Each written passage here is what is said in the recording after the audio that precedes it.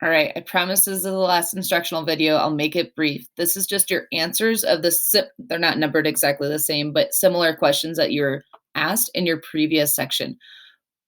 First things first, what would cause a decrease in the number of deaths in the weed bug population? It's only two possibilities: increasing the green leaves, so increasing its number of food, or decreasing the fur bills, which are the things that are eating it. So if it has less things eating it, there's going to be less deaths.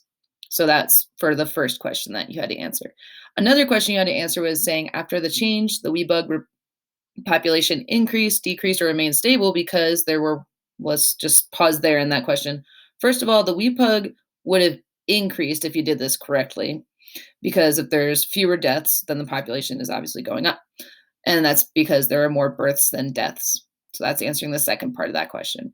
Third question that you were having to answer was given the results, what changes would you would increase the number of deaths of the weed bug population? Think all that were correct. This is actually a repeat of that first question, so I'm going to ignore that.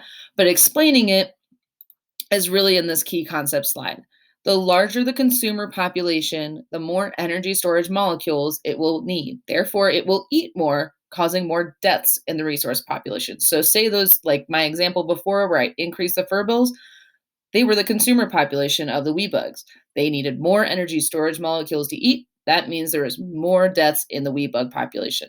All right. So that's your explanation as to why that wasn't something that would work to decrease the weed bug population deaths. I hope that helped. Go on to your exit ticket. You got 4 more questions. You got this. Good job.